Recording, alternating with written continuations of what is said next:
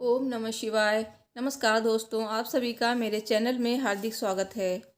दोस्तों, आज आप जानेंगे इस वीडियो में कार्तिक मास का दूसरा प्रदोष व्रत कब है, त्रयोदशी तिथि कब से कब तक रहेगी और पूजा का मुहूर्त क्या रहेगा, प्रदोष काल का समय क्या रहेगा और साथ ही जानेंगे प्रदोष व्रत की कथा और जानेंगे प्रदोष व्रत की पूजा विधि।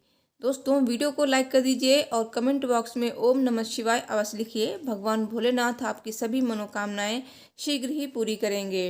हिंदू पंचांग के अनुसार हर माह में 2 बार त्रयोदशी तिथि पड़ती है, एक शुक्ल पक्ष में और दूसरी कृष्ण पक्ष में। दोनों ही त्रयोदशी तिथि भगवान भोलेनाथ को समर्पित हैं।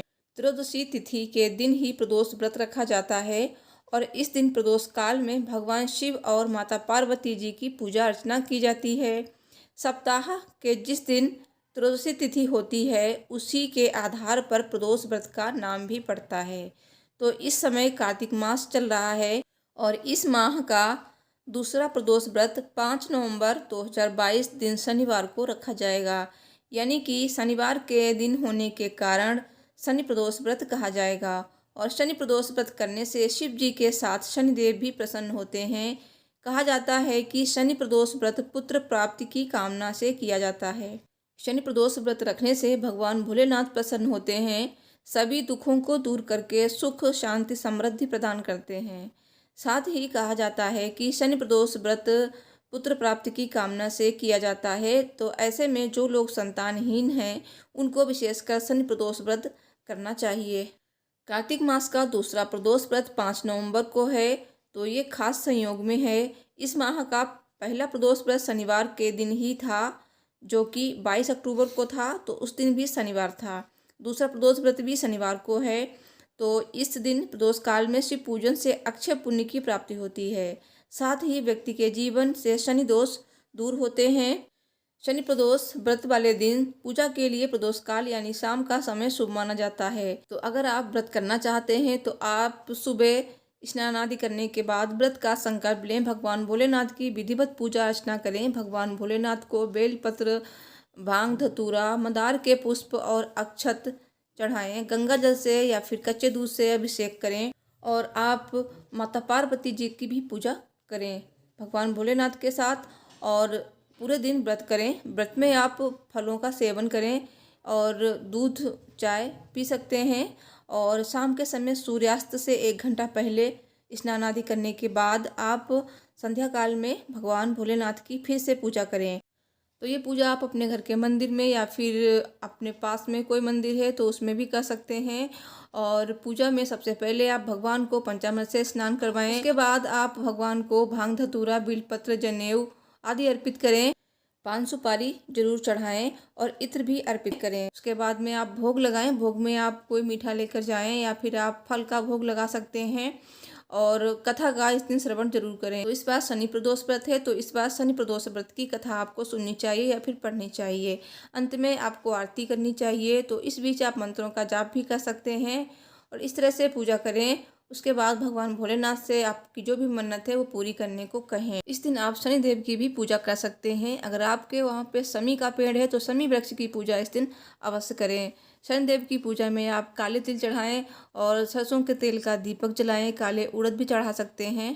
फिर जब चंद्रोदय हो जाए रात में आप अपने व्रत का पारण कर सकते हैं। पारण के लिए आप शुद्ध सात्विक भोजन बनाएं। इस दिन नमक का सेवन नहीं किया जाता है। तो शाम के समय पूजा करने के बाद आपको मीठी पूड़ी या फिर हलवा से ही आपको अपने व्रत का पारण करना चाहिए। दोस्तों, शनि प्रदोष व्रत है तो इस दिन आप कुछ चीज़ों का दान भी कर सकते हैं जो आपके लिए बहुत ही ज़्यादा शुभ होगा। जैसे कि इस दिन आप काली उड़द का दान कर सकते हैं, काले तिल और जौ का भी दान कर सकते हैं। और इस दिन काली गाय या फिर काले कुत्ते को तेल से चुपड़ी हुई मीठी रोटी जरूर खिलाएं। इससे आपकी सोई हुई किस्मत जाग जाएगी। शनि प्रदोष व्रत 2022 शुभ मुहूर्त।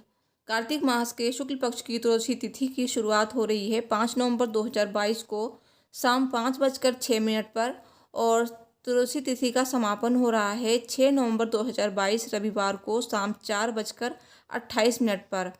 तो वहीं शनि प्रदोष व्रत की पूजा का शुभ मुहूर्त रहेगा 5 नवंबर को शाम 5:41 से रात 8:17 तक। शनि प्रदोष व्रत कथा।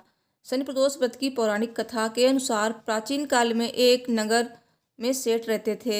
सेठ जी के घर में हर प्रकार की सुख सुविधाएं थीं, लेकिन संतान नहीं होने के कारण सेठ और सेठानी हमेशा दुखी रहते थे।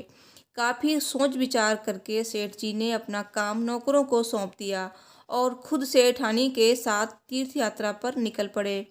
अपने नगर से बाहर निकलने पर उन्हें एक साधु मिले जो ध्यान मग्न बैठे थे। सेठ जी ने सोचा क्यों न साधु से आशीर्वाद लेकर आगे की यात्रा की जाए। सेठ और सेठानी साधु के निकट बैठ गए। साधु ने जब आंखें खोली तो उन्हें ज्ञात हुआ कि सेठ सेठानी काफ़ी समय से आशीर्वाद की प्रतीक्षा में बैठे हैं। साधु ने सेठ और सेठानी से कहा कि मैं तुम्हारा दुख जानता हूँ, तुम शनि प्रदोष व्रत करो, इससे तुम्हें संतान का सुख प्राप्त होगा। साधु ने सेठ और सेठानी को व्रत करने की विधि भी बताई और भगवान शंकर की ये वंदना बताई। वंदना इस प्रकार है। हे रुद्रदेव शिव नमस्कार, शिव शंकर जगगुरु नमस्कार, हे नीलकंठ सुर नमस्कार, शशिमौलि चंद्र सुख नमस्कार, हे उमाकांत सुधि नमस्कार, उग्रत रूप मन नमस्कार, ईशान ईश प्रभु नमस्कार, विश्वेश्वर प्रभु शिव नमस्कार। दोनों साधु से आशीर्वाद लेकर तीर्थ यात्रा के लिए आगे चल पड़े। तीर्थ यात्रा से लौटने के बाद सेठ और सेठानी ने मिलकर शनि प्रदोष व्रत किया, जिसके प्रभाव से उनके घर एक सुंदर पुत्र का जन्म हुआ। सब बोलिए भगवान भोलेनाथ की जय। दोस्तों, वीडियो को लाइक कीजिए, चैनल को सब्सक्राइब कीजिए, कमेंट बॉक्स में ओम नमः शिवाय लिखना बिल्कुल ना भूलें। Thanks for watching. हर हर महादेव। जय माता दी।